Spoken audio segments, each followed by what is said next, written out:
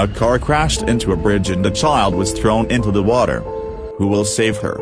On a bright spring afternoon on the Maryland coast, his 51-year-old Jonathan Bauer, the hospital's technical manager, and his 13-year-old daughter, Ava, were making the most of the day. They drove home with their windows closed as they drove home over his 1.4-mile two-lane bridge on Route 90, which spans the shallow waters of Assawaman Bay. Suddenly the sound of screeching tires broke the silence. The crash that changed everything. Not far away, a black pickup slid from lane to lane. To Bauer's horror, it hit a concrete barrier, spun like a top, overturned the SUV in front of him, and came to a halt hanging over the railing of the bridge.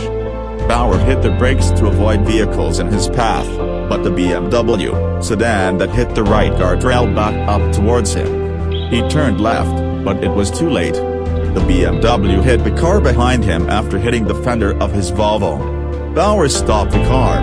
"Ava, are you okay?" he asked. She was shaken, but otherwise unharmed. He ran to his BMW. "Are you okay?" he asked the driver. She nodded, but was too shocked to say a word. And screamed. The right side was from the failed pickup. The rear passenger compartment and bed of the truck hung him over 30 feet above the water in the bay, behind guardrails. The driver's door opened and a man came out. He fell to the ground and sprinted to the railing. Bauer ran by him. The man looked down and said something in Spanish. There was a child seat in the water. A girl about 2 years old is jumping next to it. Pink, polka-dotted dress, brown hair, brown eyes, terrified, floating on her back, kicking and splashing and screaming. From around the truck, more screaming from its other passengers who had gotten clear of the wreck and were looking down into the water. Matters quickly went from bad to frightening when the toddler rolled over onto her stomach. Bauer waited for the pickup driver to do something, but he didn't budge. Maybe he was in shock. "Ava!"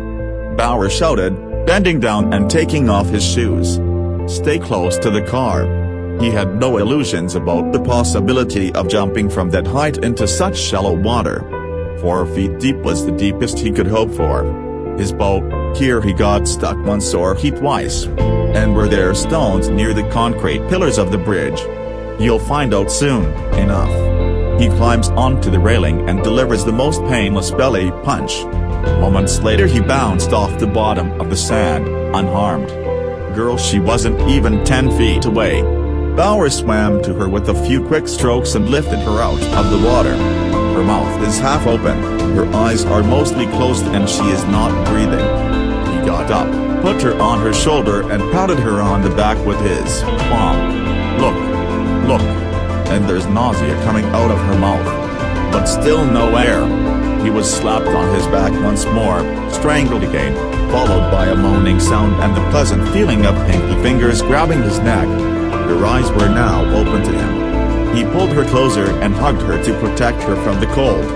A short time later, the family on her boat stopped and picked up Bauer and the little girl.